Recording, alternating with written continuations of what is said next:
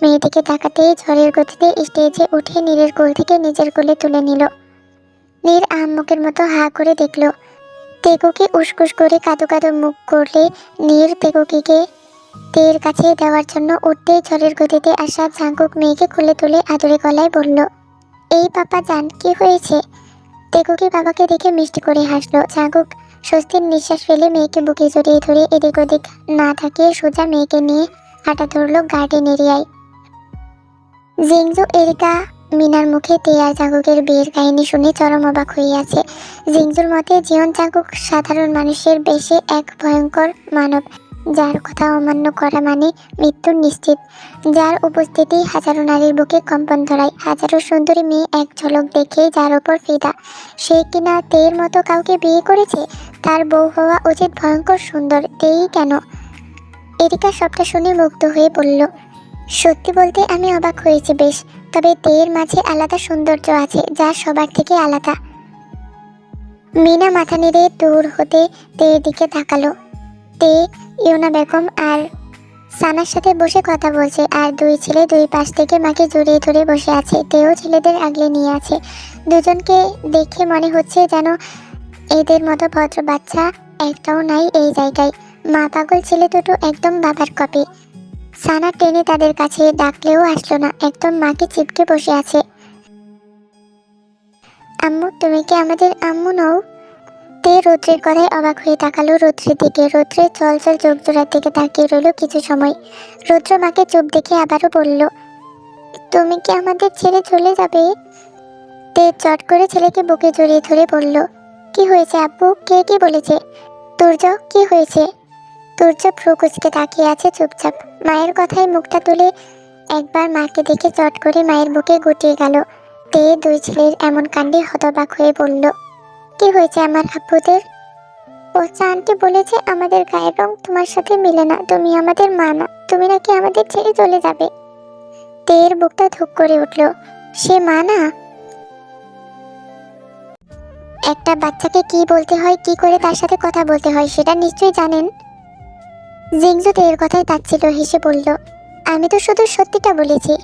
তে এই পর্যায়ে ঠাস করে থাপ্পড় বসিয়ে দেয় জিংজুর গালে। বাঘিনীর মতো গর্জে উঠে বলে, আমার ছেলে মেয়েদের থেকে যেন 100 হাত দূরে দেখি তোকে। যেই কয়দিন এখানে আছিস ভালো মতোই থাক, মায়ের মমতাকে কখনো হালকা করে নিস না। জিংজু গালে হাত দিয়ে রেগে বলল, তোর সাহস কিভাবে হয় আমাকে? তে পরপর আরো 2টা থাপ্পড় দিয়ে রাগে হিসিয়ে বলল, আমাকে হালকায় নিয়ে ভুল করিস না। কি হচ্ছে এখানে? এরিকার কথায় তে রেগে কচকচ করতে করতে বলল, আপনার বোনকে আমার ছেলে মেয়েদের আশেপাশেও যেন না দেখি। আমি তে নিজের অপমান সহ্য করলেও আমার সন্তানদের ব্যাপারে কোনো কটূক্তি আমি সহ্য করব না। ততক্ষণে সবাই উপস্থিত হয়েছে রুমে। হুট করে এত সকালে মির্জা বাড়িতে তের একা আগমন দেখে সবাই বেশ অবাক হয়েছে। তে কারোর সাথে কোনো কথা না বলে জিংজুর রুম কোনটা জিজ্ঞাসা করে সোজা রুমের সামনে এসে দাঁড়িয়েছে। নক করার পর দরজা খুলতে জিংজু তের প্রশ্নের সম্মুখীন হয়। কি করেছে জিংজু? কি করেছে সেটা তাকে জিজ্ঞাসা করুন। আর একটা কথা, কাই ভাইয়ার সাথে অতীতে কি হয়েছে তার বিন্দু মাত্র কোনো ধারণা ছিল না আমার। আমার মনে কাই ভাইয়া কখনোই স্পেশাল কেউ ছিল না। তার আমাকে পছন্দ হয়নি, উনি সেটা জানিয়েছে। তাছাড়া চাচা চাচি তাকে ধরে বেঁধে আমার সাথে বিয়ে দেয়নি। বিষয়টা ঘটেছে অতীতে, যার রেশ টেনে আপনার বোন আমাকে অপমান করলেও আমি কিছু বলিনি। কিন্তু খবরদার আমার ছেলে মেয়েকে উল্টাপাল্টা কথা বললে আমি আপনাকে ছাড়বো না। আই রিপিট, ছাড়বো না।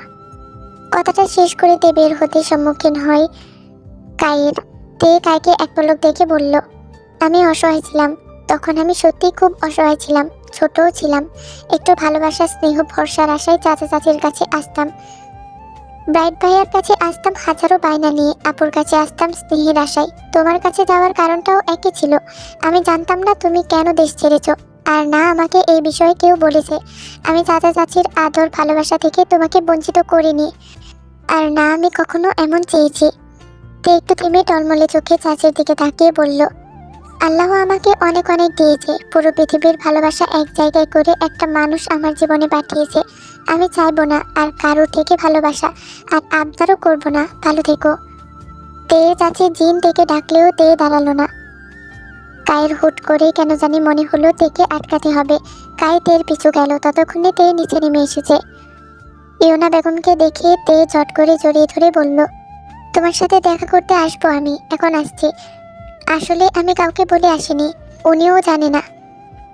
ইউনা বেগম তের মাথায় হাত বুলিয়ে বলল, আচ্ছা সাবধানে যা, আল্লাহ তোকে যা দিয়েছে এরপর আর তোর কারো ভালোবাসা ভিক্ষা করতে হবে না। তে চোখ মুছে গেট পেরিয়ে গাড়ির কাছে আসতে জাঙ্কুককে দেখে চমকে উঠল। জাঙ্কুক রাতের পোশাক পরেই গাড়ির সাথে হেলান দিয়ে দাঁড়িয়ে আছে। সে 6টায় বের হয়েছিল, সেই সময় সবাই ঘুমিয়েছিল। সে কাউকে বলে আসেনি। এখন বাজে 7:30। তে কিছুটা ভয় পেয়ে এগিয়ে গেল, জাঙ্কুকের সামনে গিয়ে মাথা নিচু করে দাঁড়ালো। আসলে আমি এখানে। জাঙ্কুক থেকে টেনে বুকে জড়িয়ে ধরে মাথায় চুমু এঁকে দিয়ে বলল, মাথা নিচু করতে মানা করেছি না, সবসময় মাথা উঁচু করে রাখবেন। তে জাঙ্কুককে জড়িয়ে ধরে হাউমাউ করে কেঁদে উঠল। আমার আমার বাচ্চারা। জাঙ্কুক মাথায় হাত বুলিয়ে চুমু দিল পুরো মুখে। চোখের পানি মুছে আদরে গলায় বলল, ছিচকাদনে হয়েছে কলিজা, আর না। আমি জানি আপনি কেন এসেছেন, উচিত জবাব তো দিয়েছেন। I am proud of you. তে শক্ত করে জাঙ্কুকে জড়িয়ে ধরল। জাঙ্কুক থেকে কোলে তুলে নিয়ে হাঁটতে শুরু করলো। এমা, কোথায় যাচ্ছেন? গাড়ি পেছনে তো। আমরা চপারে যাচ্ছি, গাড়িতে গেলে বাচ্চারা ততক্ষণে উঠে যাবে, উঠে মাকে না পেলে কেঁদে কেঁদে বাড়ি মাথায় তুলবে। তে মৃদু হেসে জাঙ্কুকের দিকে তাকালো। এই একটা মানুষ, তার পূর্ণতা, তার সকল প্রাপ্তির খাতায় একটাই নাম, জীবন জাঙ্কুক। তে জাঙ্কুকের গলায় নিজের হাতের বাঁধন শক্ত করে এগিয়ে এসে গালে ঠোঁট ছোঁয়ালো। সাথে সাথে জাঙ্কুক থেমে গেল, চট করে তাকালো তের দিকে। তে অপর গালে আরো একটা চুমু দিল। জাঙ্কুক ভ্রু কুঁচকে বলল, রাতে দেখছি আপনাকে। তে ফিক করে হেসে বলল, জীবন জাঙ্কুকের রাত আর দিন, তিনটাই সারাক্ষণ মায়ের সাথে চিপকে থাকে। আমি আর কোথায়, ওই রাতেই যা একটু। তে জাঙ্কুকের মুখে চেপে ধরে বলল, অসভ্য নির্লজ্জ। জাঙ্কুক বাঘে এসে দণ্ডায়মান চপারে থেকে তুলে মার্বেলের উদ্দেশ্যে বলল, গাড়ির পেছনে রুদ্র আছে, নিয়ে আসো। তে চমকে উঠল, কোথায় রুদ্র? জাঙ্কুক কিছু বলল না। 2 মিনিটের মধ্যে ঘুমন্ত রুদ্রকে নিয়ে আসলো মার্বেল। রাতের পোশাকে ঘুমন্ত রুদ্রকে দেখে তে অবাক হয়ে তাকিয়ে রইল। জাঙ্কুক রুদ্রকে নিয়ে উঠে বসলো চপারে। আপনার সাথেই উঠেছে, মাকে কোথাও যেতে দেখে চুপি চুপি গাড়িতে উঠে বসেছে পেছনে। ভেবেছে মা হয়তো সত্যিই ছেড়ে চলে যাচ্ছে, আর চলন্ত গাড়িতেই ঘুমিয়ে গেছে। তের চোখ ভরে উঠল। ছেলের কপালে চুমু দিয়ে ছেলেকে টেনে শক্ত করে বুকে জড়িয়ে ধরল। রুদ্রর ঘুম হালকা হতে পিট পিট করে তাকালো মায়ের দিকে। ঘুমন্ত চোখে মাকে দেখে বুকের সাথে লেপটে গেল। ঘুম ঘুম কণ্ঠে চোখ জোড়া বন্ধ করে বলল, তুমি আমাদের আম্মু, আমি তোমাকে কোথাও যেতে দেব না। আমি তুর্য, পাপা, দেখো কি তোমার সাথেই যাব। তে রুদ্রের কথায় শক্ত করে বুকে জড়িয়ে ধরলো, তারপর বলল, আমি কোথাও যাব না সোনা পাখি, তোমাদের ছেড়ে কোথায় যাব আমি? আমি তোমাদের ভালোবাসি অনেক। রুদ্র মাকে জড়িয়ে ধরে চুপটি করে মায়ের বুকে গুটিয়ে গেল। জাঙ্কুক চুপচাপ সবটা দেখে মৃদু হাসলো।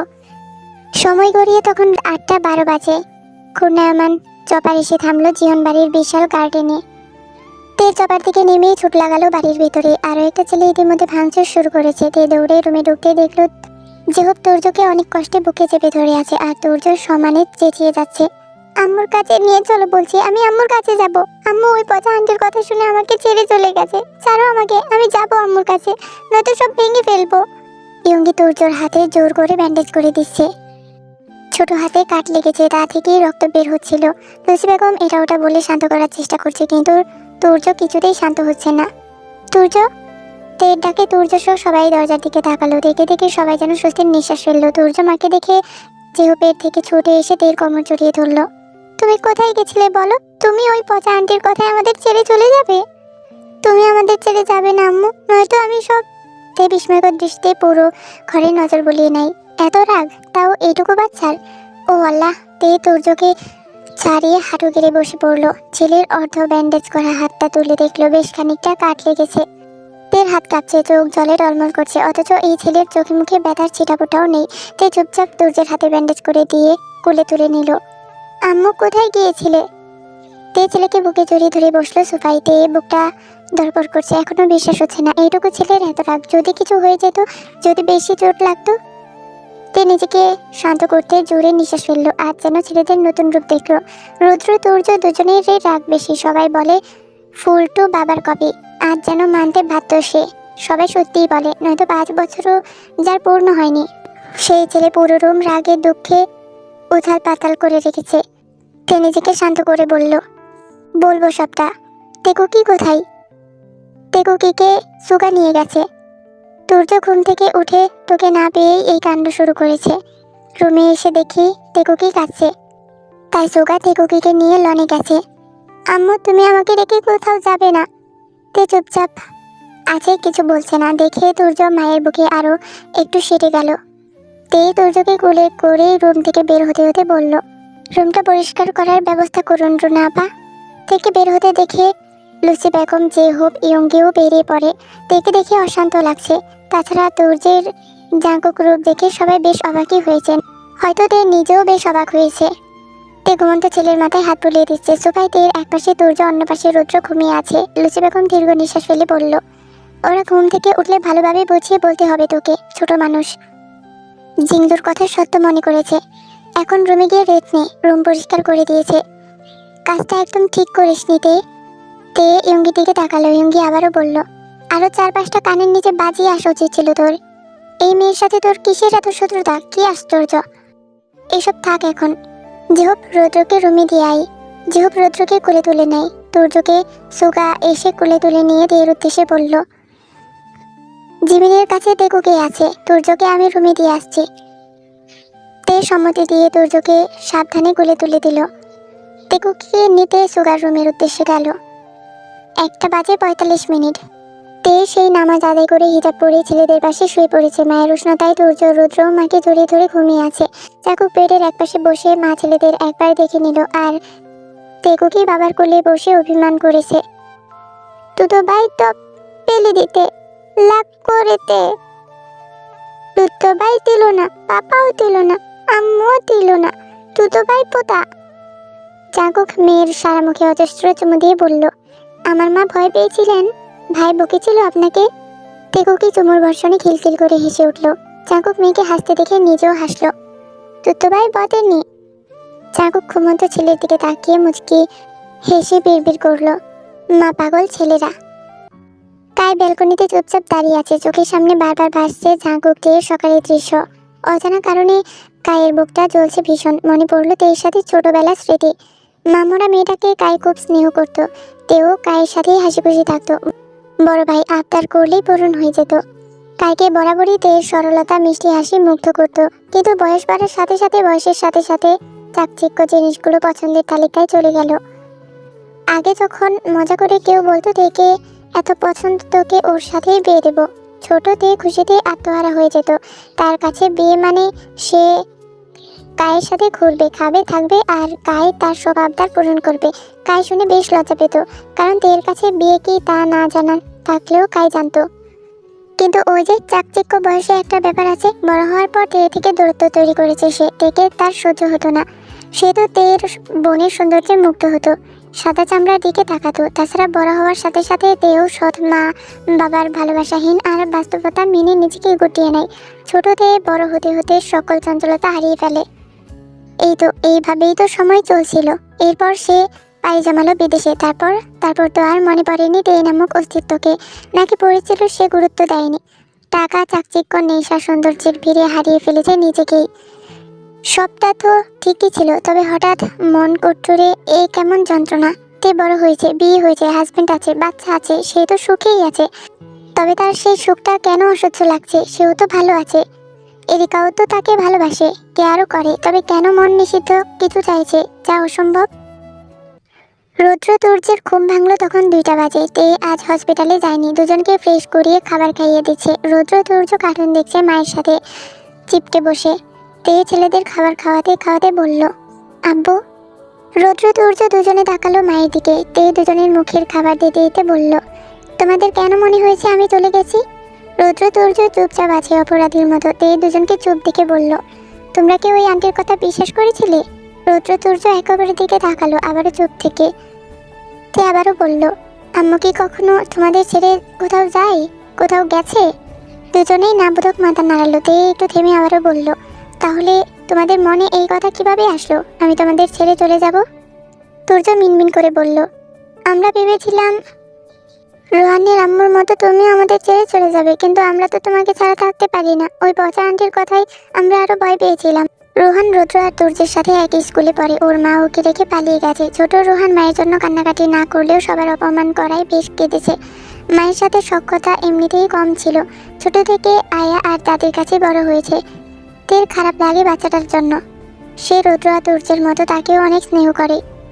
তে মিষ্টি হেসে ছেলেদের মাথায় চুমু দিয়ে বলল, আম্মু তোমাদের ছেড়ে কোথাও যাবো না খুলে যারা। আম্মুর দুনিয়ায় তোমাদের ঘিরে পাখি। আম্মু কোথাও যাবে না সোনারা। আম্মু তোমাদের অনেক ভালোবাসি তো, কিন্তু আজ তোমরা যা করেছো তাতে কিন্তু আমি খুব ভয় পেয়েছি। সরি আম্মু। ইটস ওকে আমার খুলে যারা। জাগুক দূর থেকে মা ছেলেদের কথা শুনে মেয়েকে কোলে নিয়ে এগিয়ে এলো। সবাই একপাশে বসতেই রুদ্র তুর্য আর চোখে বাবার দিকে তাকালো। বাবা আবার বকে কিনা, কিন্তু তাদের অবাক করে দিয়ে জাগুক ছেলেদের টেনে নিজের কোলে বসিয়ে বলল, আমার ব্রেভ বাচ্চারা, papa proud of you my tigers. Turya Rudra ঝলমলিয়ে হেসে বাবাকে জড়িয়ে ধরলো। তে জাগুকের দিকে তাকিয়ে কটমট গলায় বলল, খবরদার ওদের বিগড়াবেন না। আপনার আদরের পুতুলকে গিয়ে বিগড়ান, হয়েছে তো সব বাপের মতোই। রুদ্র তুর্য মিটমিট করে হাসছে মাকে আবারও আগের মতো দেখে। জাগুক তেয়ের কথায় পাত্তা না দিয়ে ছেলে মেয়েদের সাথে খুনসুটি করতে লাগলো। এর মাঝেই নুপুরে ঝনঝন শব্দ তুলে তৃপ্তি ছুটে আসতেই জাগুক ওকেও কুলে তুলে বসিয়ে দিল। এই বউ, বউ, ওই বউ, সোনা পাখি, আম্মু, আম্মু, এই বউ, বউ। তে রান্নাঘর থেকে ওদের চেঁচামেচি শুনে আর চোখে সবার দিকে তাকালো। ন্যান্সি, রোনা, ইয়ঙ্গি হেসে উঠল। শুরু হয়েছে আপনার ডাকাডাকি ভাবি যান। যা গিয়ে দেখ নবাব উত্তর দেখ কি হয়েছে। তে গরম পানিতে চা দিয়ে বলল, যাচ্ছি। বউজান, ও বউজান, আম্মু, আম্মু, যা গিয়ে দেখ। তে চুলার আঁচ কমিয়ে দিতেই কিচেনে ঢুকে জিমিন চেঁচামেচি শুনে মিটমিট করে হেসে বলল, এই তে জলদি বের হ, যা যা, নয়তো পুরো বাড়ি মাথায় তুলবে এরা। দেখ গিয়ে ছেলেদের সাথে বাপকেও রেডি করে দিতে হয় নাকি। তে আর চোখে সবার দিকে তাকালো। সবাই মিটমিট করে হাসছে দেখে চুপচাপ বেরিয়ে যেতে যেতে চোখ রাঙালো জিমিনকে। জিমিন তোয়াক্কা করলো না। তে বেরিয়ে যেতেই জোরে জোরে হাসলো সবাই। ছুটির দিন বিদায় আজ অফিসে যায়নি জাগুক। নিয়ম ভেঙে আজ লেট করে উঠেছে, সাথে এই দুইটা নবাবও। ঘুম থেকে উঠে তাকে না দেখলে আগে বাপ ডেকে ডেকে লজ্জা ফেলতো, এখন বাপের সাথে ছেলেরাও যুক্ত হয়েছে। এদের অত্যাচারে তেজ সকালে এদের আগে রুম থেকে বের হয় না। জামাই আর ছেলেদের রেডি করিয়ে বের হতে হয় তাকে। মেয়েকে আবার বাপ ভাই মিলে রেডি করিয়ে দেয়। এদিক থেকে একটু বাচ্চা। তে রুমে ঢুকতেই রেগে বলল, এই কি সমস্যা? এভাবে ষাঁড়ের বাচ্চার মতো চেঁচামেচি করছেন কেন আপনারা? জাগুক কম্পিউটার থেকে মুখ বের করে বলল, ষাঁড়ের বউ এদিকে এসে চুমু দিয়ে তুলেন ষাঁড়ের বাচ্চাদের। ষাঁড়ের বাচ্চারা মায়ের আদর ছাড়া উঠতে নারাজ। তে ভ্রু কুচকে এগিয়ে আসে, ছেলেদের আদর করে উঠিয়ে দেয়। রুদ্র তুর্য মাকে পেয়ে আরো কিছুক্ষণ মায়ের বুকে খাপটি মেরে শুয়ে থাকে। তে ছেলেদের কাণ্ডে মুচকি এসে বলল, আব্বু ফ্রেশ হবেন না, চলেন। তে ছেলেদের ফ্রেশ করিয়ে দেয়। দুজনেই ফ্রেশ হয়ে নাস্তার জন্য নিচে চলে আসে। তে এবার বাপ বেটির দিকে এগিয়ে গেল। কম্পিউটার সরিয়ে বাবা মেয়ের দিকে চেয়ে রইল কিছুক্ষণ। কি সুন্দর স্নিগ্ধ মুখশ্রী। তে মুখ বাড়িয়ে মেয়ের টসটসে গালে চুমু দিল। জাগুকের বুকে হাত পা ছড়িয়ে ঘুমিয়ে আছে সে। তে জাগুকের এলোমেলো চুলগুলো ঠিক করে ঠোঁট ছোয়ালো কপালে, কানে ফিসফিস করে বলল, ভালোবাসি বাবুদের আব্বু, ভীষণ ভালোবাসি। জাগুকের ঠোঁটের কোণা বেঁকে গেল মুচকি হাসিতে। তে সেই হাসির দিকে তাকিয়ে আবারও বলল, ধন্যবাদ আমার জীবনে ঝড় হয়ে এসেও পূর্ণতায় মরিয়ে দেওয়ার জন্য। আপনি নামক ঝড় আমার জীবনে বারবার আসুক, সেই ঝড় ভেঙে চুরে নতুন করে গড়ে তুলুক এক সমুদ্র পরিমাণ ভালোবাসার পৃথিবী। আপনার মাঝেই বসবাস হোক আমার জীবন সংসার। আপনাতেই আমি হয়ে থাকতে চাই চিরজীবন। মৃত্যুর পরেও আপনাতেই আমি থাকবো। খুব ভালোবাসি বাবুদের আব্বু। সমাপ্ত। তো হে আর মেয়ে পাখিগণ, ইস কত সুন্দর গল্পটা, খালি দেখছো তোমরা অস্থির। আমার তো মনে হইলো যে আপু আরো যদি গল্পটা লেখে তাহলে আরো পড়মু অস্থির লাগছে। মানে অস্থির গল্পের কথা আর কি কইতাম, মানে কি আর কইতাম আমি, অস্থির। আর অনেক ভাল লাগে যে জাগুকে আপনি আপনি করে ডাকে, আবার মানে মানে ছেলে মেয়েদেরকেও আপনি আপনি করে ডাকে, আবার তেও হেরার সব মানে এই আপনি সম্বোধনটা, হেরার এই ভালোবাসার আপনি সম্বোধনটা অনেক ভাল লাগছে গল্পের মধ্যে আমার বেশি। পুরো গল্পের কাহিনী একটা অনেক সুন্দর গোছানো, মানে অনেক ভাল লাগছে। মানে ইশিকা ইসলাম ঈশা আপুরে অনেক অনেক অনেক অনেক অনেক ধন্যবাদ, এত সুন্দর একটা গল্প আমরা উপহার দেওয়ার লাগে। তো যাই হোক, এই গল্প থেকে বিদায় নিতে হচ্ছে। আর এই গল্পের আসল নাম হচ্ছে আপনাদের ইয়ামি, এটা আমি মানে তোমাদেরকে সবাইকে আগেও বলেছি। তো লেখিকার নাম হচ্ছে ইশিকা ইসলাম ঈশা, আর লেখিকা আপুর পেজের নাম হচ্ছে ঈশার গল্প কথা। তোমরা মানে কেউ আপুর গল্প পড়তে চাইলে পড়তে পারো, অনেক সুন্দর আপুর গল্প। তো তাহলে এই গল্প থেকে বিদায় জানাতে হচ্ছে, দেখা হবে নতুন গল্প নিয়ে যদি বেঁচে থাকি। আর আজকে কয় তারিখ তোমরা জানো? আজকে হচ্ছে 25শে জুলাই, মানে জুলাই মাসের 25 তারিখ আজকে। ভিডিওটা চ্যানেলে যাইতে যাইতে মনে হয় বহুত দিন, মানে আগস্টের 15-16 এরকম হয়তো মানে শেষ হতে পারে। যাই হোক, আমি তোমাদের জন্য অনেক অনেক কষ্ট কইরা আমি মানে পর্বগুলা ভয়েস দিয়া শেষ করলাম। এখন এডিট করব আর দেব। উফ, এডিট করতে অনেক কষ্ট, আর আমি অনেক কষ্ট করে ভয়েসগুলা শেষ করছি। যাই হোক, তোমরা লাগি কত কষ্ট করি, তোমরা ভিডিও লাইক দাও না, কিছু করো না, কমেন্টস করো সুন্দর সুন্দর। তোমরা কমেন্টস লাগে অনেক ভালো লাগে, তবে লাইক মারো না তোমরা। যাই হোক, বিদায় নি মনি মুখে অন বিদায় নেই, ওই দুঃখে আর ঠান্ডা বাসে না। এই জায়গা তোমরা থাও, জায়গা স্টুপিড আর্মিগঞ্জ। চাই ভাল জায়গাটা, আল্লাহ হাফেজ, বাই বাই চাঙ্গিও। হেই শোনো আর্মিগঞ্জ, তোমাদের প্রতি আমার কোনো ইন্টারেস্ট নাই, ছি না, চে বাল হুস দূর, কি কই জায়গাটা, আল্লাহ হাফেজ।